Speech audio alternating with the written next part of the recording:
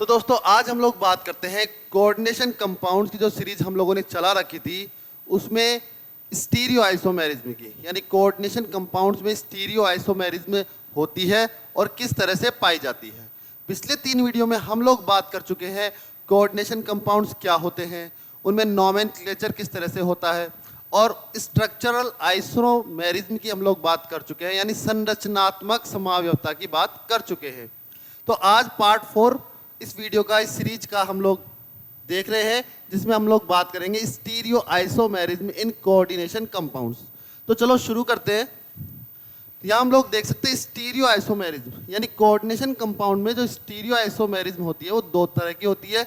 एक होती है ज्योमेट्रिकल आइसोमेरिज्म और एक होती है ऑप्टिकल आइसोमेरिज्म, यानी 3 तरह की स्ट्रक्चर्स या 3 तरह की ज्योमेट्रीज पाई जाती है कोऑर्डिनेशन कंपाउंड्स में मेन रूप से। उनमें है एक तो टेट्राहेड्रल ज्योमेट्री, एक स्क्वायर प्लेनर ज्योमेट्री और एक ऑक्टाहेड्रल ज्योमेट्री। इन तीनों तरह की ज्योमेट्रीज में कितनी तरह की जो आइसोमेरिज्म पाई जाती हैं और जो ज्योमेट्रिकल और ऑप्टिकल आइसोमेरिज्म, इन दोनों को हम लोग डिस्कस करने वाले हैं। तो चलिए सबसे पहले हम लोग बात करते हैं टेट्राहेड्रल ज्योमेट्री की। यानी टेट्राहेड्रल ज्योमेट्री की अगर बात करें तो देखो, टेट्राहेड्रल ज्योमेट्री कुछ इस तरह की होती है जिसमें सेंटर में तो मेटल एटम होगा और 4 लिगेंड कुछ इस तरह से जुड़े हुए होते हैं। यानी चतुष्फलकीय ज्यामिति की हम लोग बात कर रहे हैं, जिसमें सभी कोण 109 डिग्री और 28 मिनट के बने हुए हैं। यानी इन सभी एंगल्स की अगर हम लोग बात करें तो ये 109 डिग्री 28 मिनट के एंगल है। इस तरह की जो ज्योमेट्री होती है उसमें ज्योमेट्रिकल आइसोमेरिज्म नहीं मिल सकती है हमें, क्योंकि इन सभी की स्थिति, जो जितने भी लिगेंड जुड़े हुए हैं, इनकी स्थिति एक दूसरे के सापेक्ष बिल्कुल समान है। मान लीजिए हम लोग इस लिगेंड को उठा के यहाँ लगा दे और इस लिगेंड को उठा के यहाँ लगा दे, तो भी कोई चेंज नहीं हुआ, ज्योमेट्री तो टेट्राहेड्रल ही रह गई और एक दूसरे के प्रति इन लिगेंड की स्थिति फिर से वही रहेगी। अगर इस लिगेंड को हम लोग इधर कर दें या इसको इधर कर दें तो भी बात वही है, वही 109 डिग्री 28 मिनट का एंगल भी है और दोनों लिगेंड की एक दूसरे के प्रति स्थिति में कोई चेंज नहीं हुआ। तो इसलिए जो ज्योमेट्रिकल आइसोमेरिज्म होती है, टेट्राहेड्रल ज्योमेट्रीज बिल्कुल भी शो नहीं करती हैं। यानी टेट्राहेड्रल यानी चतुष्फलकीय ज्यामिति में ज्योमेट्रिकल आइसोमेरिज्म नहीं मिल सकती है। अगर आगे हम लोग देखें तो ऑप्टिकल आइसोमेरिज्म की बात करते हैं टेट्राहेड्रल ज्योमेट्री में ही। तो ऑप्टिकल आइसोमेरिज्म में ये कंपाउंड शो करते हैं। जैसे एक कंपाउंड है बिस बेंजोइल एसीटोनेटो बेरिलियम सेकेंड। ये कंपाउंड जो है, इनके जो मिरर इमेज है यानी दर्पण प्रतिबिंब परस्पर अध्यारोपित नहीं होते हैं। चतुष्फलकीय ज्यामिति में ये कंपाउंड पाया जाता है, इसलिए कुछ इस तरह के जो कंपाउंड्स होते हैं वो ऑप्टिकल आइसोमेरिज्म शो करते हैं। अब ये तो हम लोग जानते ही हैं कि ऑप्टिकल आइसोमेरिज्म कौन कौन से कंपाउंड शो कर सकते हैं। देखो, पहली कंडीशन है इनकी कि इनमें कायरलिटी होनी चाहिए। कायरलिटी का मतलब इनके जो दर्पण प्रतिबिंब है वो एक दूसरे पर अध्यारोपित नहीं होने चाहिए। यानी जो इनके मिरर इमेज है उनको हम एक दूसरे के ऊपर अगर रखते हैं तो बिल्कुल सेम जो लिगेंड है वो उसके ऊपर नहीं आने चाहिए। तो इस तरह का जो ये होता है दर्पण प्रतिबिंब इस अध्यारोपित नहीं होते, इस गुण को, इस प्रॉपर्टी को हम लोग कहते हैं कायरलिटी। तो कायरलिटी होनी चाहिए, यानी मिरर इमेज एक दूसरे के ऊपर रखने पर बिल्कुल सेम नहीं होनी चाहिए, तो वो गुण होता है कायरलिटी। तो इस तरह के जो कंपाउंड्स होते हैं वो कायरलिटी शो करते हैं, यानी इनके मिरर इमेज जो होती है, इनके दर्पण प्रतिबिंब जो होते हैं वो एक दूसरे पर अध्यारोपित नहीं होते हैं। दूसरी कंडीशन एलिमेंट्स ऑफ सिमेट्री, ये सब इसमें, यानी एलिमेंट ऑफ सिमेट्री नहीं होना चाहिए, यानी एक कम से कम ऐसा जो है कार्बन होना चाहिए जो असममित हो। इस तरह के जो मॉलिक्यूल्स होते हैं वो भी जो है वो ऑप्टिकल आइसोमेरिज्म शो करते हैं। लेकिन यहाँ पर हम लोग मेन चीज़ें देख रहे हैं मिरर इमेज के अकॉर्डिंग। तो इस तरह के जो कंपाउंड्स होते हैं उनमें इनकी स्ट्रक्चर कुछ इस तरह की है कि, अब देखिए स्ट्रक्चर तो काफ़ी बड़ी है, प्रैक्टिकली हम लोग इसको इमेजिन कर सकते हैं कि किस तरह की स्ट्रक्चर हो सकती है, लेकिन इनके जो दर्पण प्रतिबिंब है वो एक दूसरे पर अध्यारोपित नहीं होंगे। तो इस तरह के कुछ कंपाउंड्स ज्योमेट्रिकल जो स्ट्रक्चर, ये टेट्राहेड्रल जो ज्योमेट्री है उसमें ऑप्टिकल आइसोमेरिज्म होते हैं, यानी ऑप्टिकल आइसोमर होते हैं, यानी ऑप्टिकल आइसोमेरिज्म शो करते हैं। तो इस तरह के कुछ कंपाउंड होते हैं जो चतुष्फलकीय ज्यामिति में प्रकाशिक समावयवता को दर्शाते हैं। आगे चलो हम लोग और बात करते हैं स्क्वायर प्लेनर ज्योमेट्री की।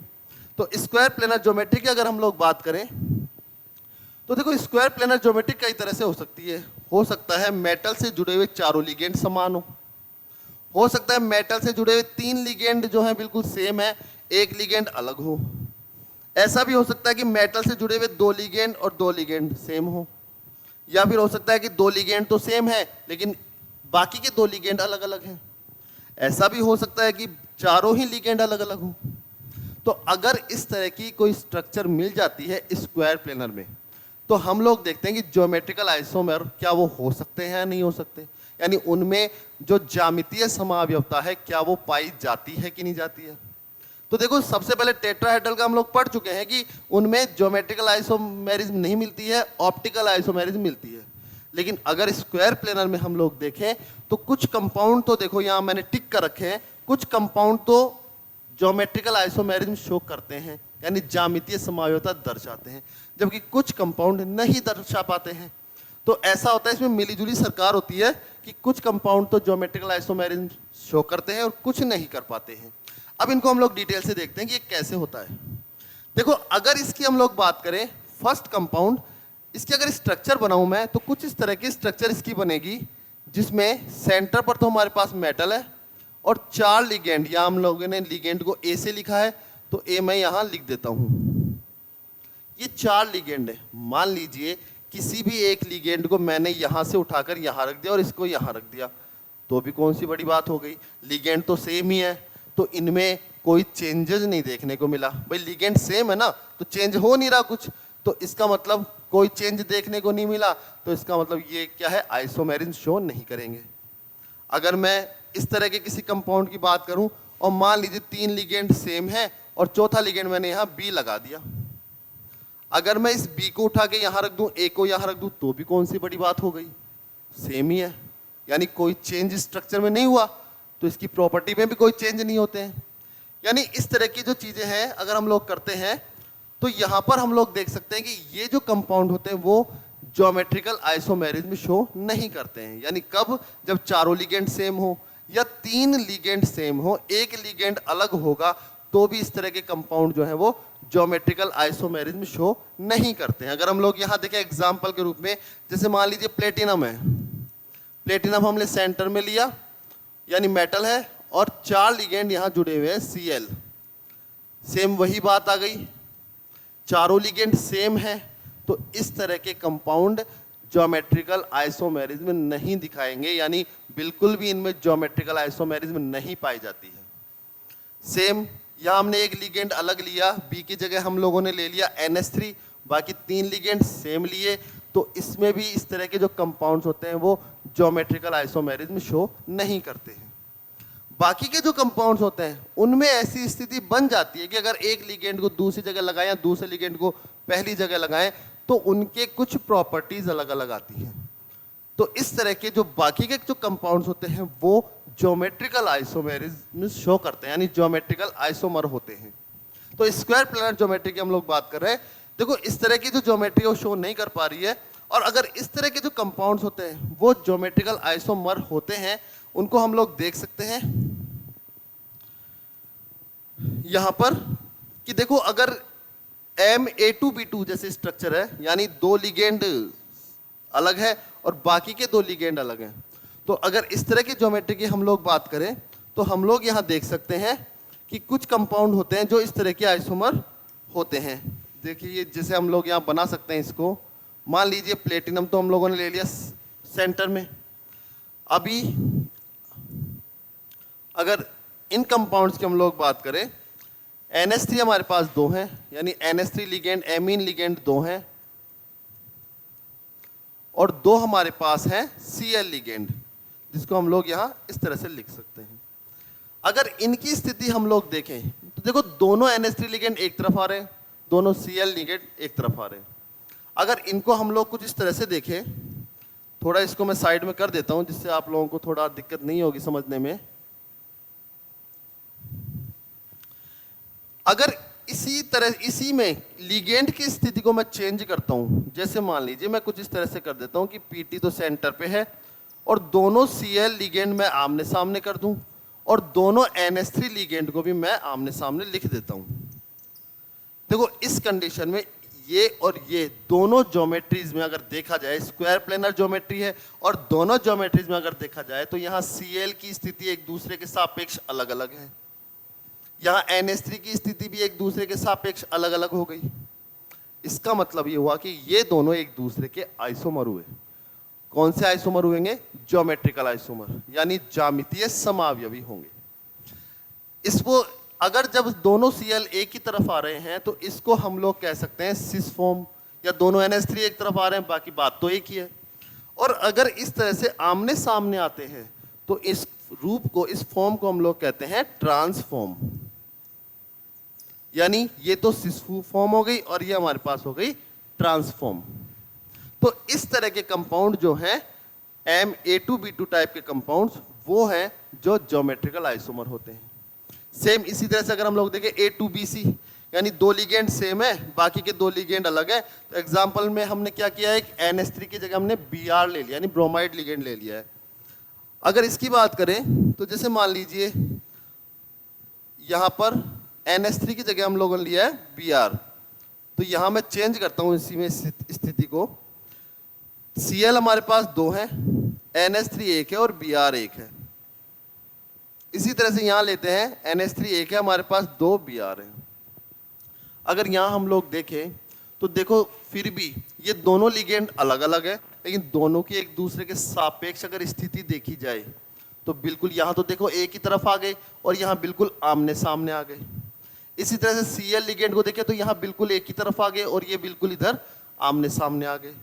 तो इस तरह के जो आइसोमर होते हैं वो भी ज्योमेट्रिकल आइसोमर होते हैं, यानी ज्यामितीय समावयवता दर्शाते हैं। इस रूप को हम लोग कहते हैं सिस रूप और ये रूप फिर से कहलाएगा ट्रांस रूप। सेम अगर अगले एग्जाम्पल में हम लोग देखें MABCD, यानी चारों ही लिगेंड हमने अलग ले लिए हैं MABCD के रूप में, तो उस कंडीशन में अगर हम लोग देखें तो देखिए हम लोग लिख सकते हैं, मान लीजिए इस लिगेंड को हम लोग चेंज कर देते हैं, यहाँ पर I हमने ले लिया और यहाँ पर भी हम लोगों ने लिख दिया I। चारों लिगेंड अलग अलग हैं, यहाँ पर भी चारों लिगेंड अलग अलग हैं। अब आप लोग सोच रहे होंगे कि ये सिस और ट्रांस रूप कैसे दिखाएंगे जब चारों लिगेंड ही अलग अलग आ गए हैं। तो इसमें हम लोग क्या देखते हैं, एक लिगेंड की स्थिति को, किसी भी लिगेंड की स्थिति को अपनी जगह रहने देते हैं और बाकी तीनों की स्थितियां बदल देते हैं। उस कंडीशन में चेक करते हैं कि कितने रूप हमें मिल सकते हैं, कितनी फॉर्म्स मिल सकती हैं। वो जितनी भी फॉर्म्स मिलेंगी वो सभी एक दूसरे की क्या होंगी, आइसोमर होंगी। सिस और ट्रांस जरूरी नहीं है, एक से दो से ज़्यादा भी अपने को जो है कंपाउंड मिल सकते हैं, तो उनके बारे में हम लोग देखेंगे कि वो सभी आइसोमर होंगे एक दूसरे के। तो चलिए यहाँ हम लोग देखते हैं, Cl को हमने फिक्स कर लिया है, Cl के बिल्कुल सामने Br ले लिया है एक बार, या हमने Cl के बिल्कुल सामने I ले लिया है, यानी आयोडो लिगेंड के रूप में ले लिया है, और एक बार हम लोग ले सकते हैं Cl के बिल्कुल सामने NH3 को।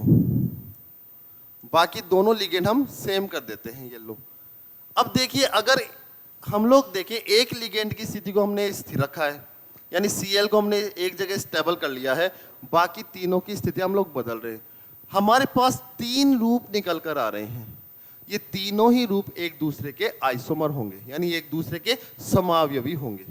अगर हम लोग देखें यहाँ पर, अब आप लोग सोच रहे होंगे कि यहाँ BRI NH3 है, यहाँ पर अलग तरीके से आ गया, यहाँ पर अलग तरीके से आ गया, ठीक है, एक से तीन से ज़्यादा भी तो रूप बन सकते होंगे, लेकिन नहीं बन पाएंगे। हम लोग सोच के या करके देखते हैं कि क्या ऐसा हो सकता है कि तीन से ज़्यादा रूप बन सकते हैं क्या।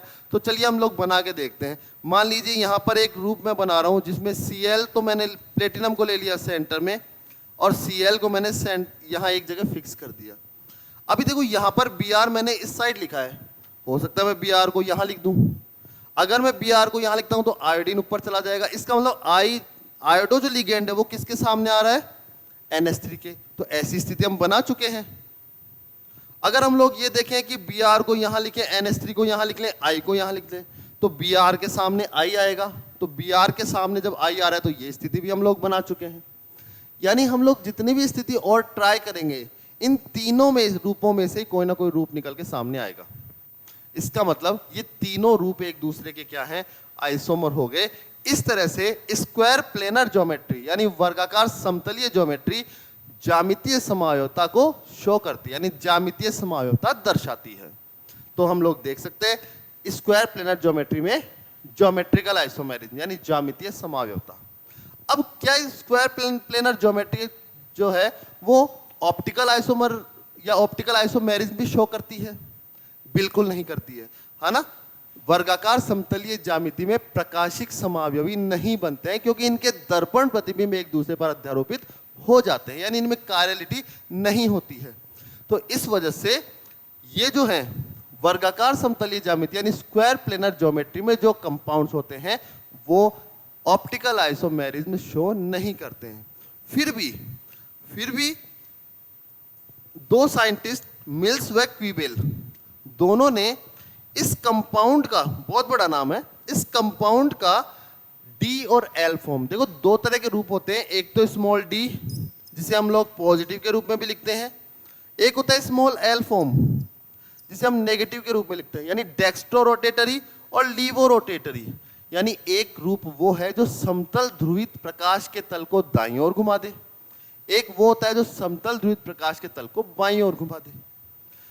तो मिल्स व क्वीबेल ने क्या किया, इस कंपाउंड के लिए डी और एल रूप को अलग अलग कर दिया। इसलिए अपवाद के यानी एक्सेप्शन के रूप में एकमात्र ये कंपाउंड है जो स्क्वायर प्लेनर ज्योमेट्री में होते हुए भी ऑप्टिकल आइसोमेरिज्म दर्शाता है। यानी एक्सेप्शन है ये, इस कंपाउंड, ये कंपाउंड जो है वो स्क्वायर प्लेनर ज्योमेट्री में होते हुए भी प्रकाशिक समावयवता दर्शाता है। यानी ओनली एक एक्सेप्शन के रूप में हो सकते हैं, बाकी नॉर्मली ज्यादातर स्क्वायर प्लेनर ज्योमेट्री में कंपाउंड्स जो हैं वो ऑप्टिकल आइसोमर नहीं होते हैं। ये तो हुई बात स्क्वायर प्लेनर ज्योमेट्री की। यानी हम लोगों ने दो तरह की ज्योमेट्री डिस्कस की अभी तक, जिसमें हम लोगों ने देखा टेट्राहेड्रल ज्योमेट्री। टेट्राहेड्रल ज्योमेट्री अगर जो है उसमें ज्योमेट्रिकल आइसोमेरिज्म नहीं पाई जाएगी, यानी ज्यामितीय समायोजता नहीं होगी, ऑप्टिकल आइसोमेरिज्म होगी। अगर हम लोग बात करें स्क्वायर प्लेनर ज्योमेट्री की, तो स्क्वायर प्लेनर ज्योमेट्री में ज्योमेट्रिकल आइसोमेरिज्म होगी लेकिन ऑप्टिकल आइसोमेरिज्म नहीं होगी। तो इस तरह से ये ज्योमेट्रीज हैं जो आइसोमेरिज्म दर्शाती हैं। अगर हम लोग आगे बात करें तो कुछ और हमारे पास एक और ज्योमेट्री होती है जिसे हम लोग कहते हैं ऑक्टाहेड्रल ज्योमेट्री। ऑक्टाहेड्रल ज्योमेट्री की अगर बात करें तो उसमें ज्योमेट्रिकल आइसोमेरिज्म भी होती है और ऑप्टिकल आइसोमेरिज्म भी होती है, यानी दोनों तरह के आइसोमेरिज्म वो दर्शाते हैं, यानी ज्यामितीय समावयवता भी दर्शाते हैं और प्रकाशिक समावयवता भी दर्शाते हैं। तो उनको भी हम लोग देख लेते हैं यहाँ पर। तो ये हम लोग बात कर रहे हैं ऑक्टाहेड्रल कॉम्प्लेक्सेस में ज्योमेट्रिकल आइसोमेरिज्म की। सबसे पहले इसमें हम लोग देखते हैं कुछ इस तरह के कंपाउंड होते हैं जिसमें Ma4X2 यानी 4 लिगेंड सेम है, बाकी के 2 लिगेंड क्या है, अलग अलग है। क्या इस तरह के कंपाउंड है वो शो करते हैं क्या? यहाँ हम लोग देख सकते हैं ये 2 कंपाउंड है, ज्योमेट्रिकल आइसोमेरिज्म की हम लोग बात कर रहे हैं। तो यहाँ पर हम लोग देखें 4 लिगेंड तो हम लोगों ने सेम ले लिया, यानी NH3 को हम लोगों ने 4 लिगेंड है जो सेम ले लिया और 2 Cl ले लिए, यानी क्लोरिडो या क्लोराइड जो लिगेंड है वो ले लिए। इसी तरीके से यहाँ है, इसमें हम लोग देख सकते हैं कि ये दोनों रूप जो हैं एक दूसरे के आइसोमर होते हैं। देखिए हम लोग यहाँ देख सकते हैं, यहाँ पर Cl की स्थिति हम लोगों ने इस तरह से रखी है। सबसे पहले हमें ये देखना जरूरी है कि ऑक्टाहेड्रल ज्योमेट्री किस तरह से होती है। देखो ऑक्टाहेड्रल ज्योमेट्री में एक स्क्वायर प्लेनर होता है जो कि समतल में होता है और एक लिगेंड ऊपर और एक लिगेंड नीचे की ओर होता है। तो यहाँ पर हम लोग जो वर्ग यानी स्क्वायर पे 4 लिगेंड लगा रहे हैं वो एक ही तल में है, एक ही प्लेन में है, बाकी एक प्लेन से ऊपर है और एक प्लेन से नीचे होता है। तो इस स्थिति में अगर हम लोग समझें तो देखो यहाँ पर Cl है, यहाँ पर एक प्लेन के ऊपर जा रहा है, लेकिन बाकी सभी की स्थिति इस तरह से और एक NH3 है जो नीचे की ओर आ रहा है।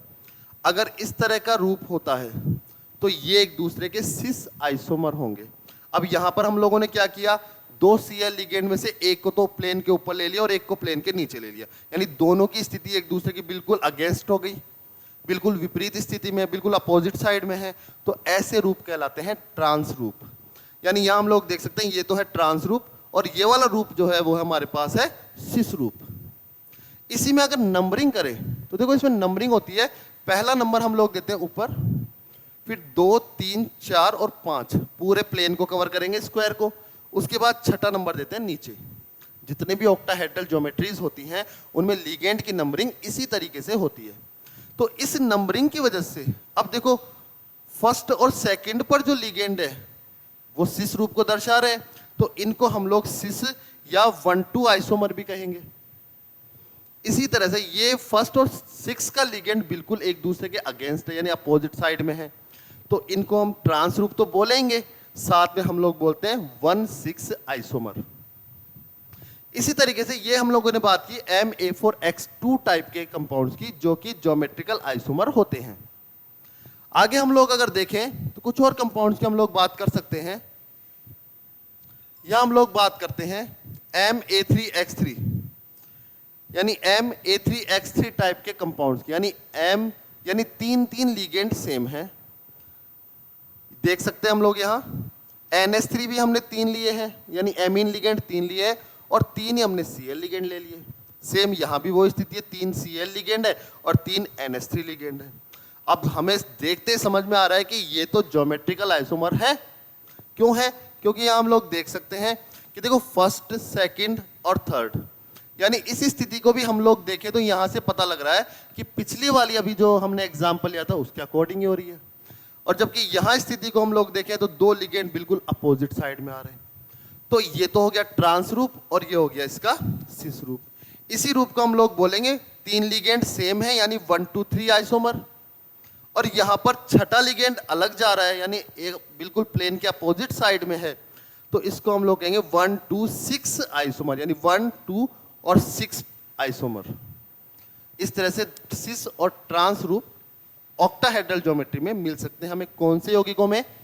MA3X3 टाइप के कंपाउंड्स में। इसी तरह से अगर हम लोग आगे देखें और भी एग्जांपल हम लोग देख सकते हैं। ये हमारे पास आते हैं MAA2X2। अब ये AA ट्वाइस क्या आ गया? AA ट्वाइस का मतलब हुआ द्विदंतुक लिगेंड, यानी बाइडेंटेड लिगेंड। यहां पर हमने एथिलीन डायमीन लिया है, यानी जिसको हम लोग शॉर्ट में इन कहते हैं। इसमें डोनर एटम जो होता है, यानी दाता परमाणु, वो होता है नाइट्रोजन। तो नाइट्रोजन को हमने शो किया है, शॉर्ट रूप में हम लोग एथिलीन डायमीन को इस तरह से लिख सकते हैं। अब यहां अगर हम लोग देखें तो देखो दोनों Cl है, यानी 2 तो हमने द्विदंतुक लिगेंड ले लिए और 2 हमने मोनोडेंटेड लिगेंड, यानी एक दंतुक लिगेंड ले लिए। तो सारी संयोजकताएं कंप्लीट हो रही हैं, यहाँ 6 बॉन्ड बन रहे हैं। तो अब यहाँ हम लोग देखते हैं कि दोनों Cl की स्थिति देखिए दोनों कंपाउंड में। यहाँ Cl एक तरफ है, यहाँ Cl बिल्कुल अपोजिट साइड में आ रहे हैं। इसी तरह से एथिलीन डायमीन भी बिल्कुल अपोजिट साइड में आ रहे हैं। तो हम लोग अब तो बिल्कुल आसानी से बता सकते हैं कि ये तो हो गया सिस रूप और ये हो गया इसका ट्रांस रूप, यानी ये है सिस फॉर्म और ये है ट्रांस फॉर्म। कौन से कंपाउंड्स में? MAA2X2, जहां पर AA ट्वाइस क्या लिखा है हम लोगों ने? बाइडेंटेड लिगेंड है, यानी द्विदंतुक लिगेंड को हम लोगों ने लिखा है, जिसमें 2 दाता परमाणु होते हैं और दोनों ही बॉन्ड बना रहे हैं। तो यहाँ हम लोग देख सकते हैं कि ये तो हो गया सिस रूप और ये बिल्कुल सभी लिगेंड्स एक दूसरे के अपोजिट साइड्स में है, तो ये इसका हो गया ट्रांस रूप। यानी इस तरह से कुछ एग्जाम्पल, 3 एग्जाम्पल हम लोगों ने देखे ऑक्टाहेड्रल ज्योमेट्री में, जो ज्योमेट्रिकल आइसोमेरिज्म को दर्शाते हैं, यानी ज्योमेट्रिकल आइसोमेरिज्म शो करते हैं। इसी तरह से अगर हम लोग आगे और देखें तो अब बात करते हैं कुछ बहुनाभिकीय संकुल होते हैं। बहुनाभिकीय संकुल, अगर इनकी हम लोग बात करें उससे पहले हम लोग यहां देखते हैं, अगर इसी की बात करें ऑप्टिकल आइसोमेरिज्म की, तो यहां हम लोग देख सकते हैं ऑप्टिकल आइसोमर भी ये कंपाउंड शो करते हैं, यानी ऑप्टिकल आइसोमेरिज्म ये कंपाउंड दर्शाते हैं, जिसको हम लोग डिस्कस करेंगे नेक्स्ट वीडियो में। अभी वीडियो बोर्ड पे नहीं लिखा है, तो नेक्स्ट वीडियो में हम लोग इस चीज को डिस्कस कर लेंगे कि ऑप्टिकल आइसोमेरिज्म में ऑक्टाहेड्रल ज्योमेट्री किस तरह से शो करती है। अभी नेक्स्ट वीडियो में हम लोग बात करेंगे जो कोऑर्डिनेशन कंपाउंड्स होते हैं उनमें बॉन्डिंग के कौन कौन से प्रिंसिपल्स होते हैं, यानी कौन कौन सी थ्योरीज होती हैं जो बॉन्डिंग में काम आती हैं, जैसे वर्नर थ्योरी, VBT, इन सभी के बारे में हम लोग नेक्स्ट वीडियो में डिस्कस करते हैं। धन्यवाद।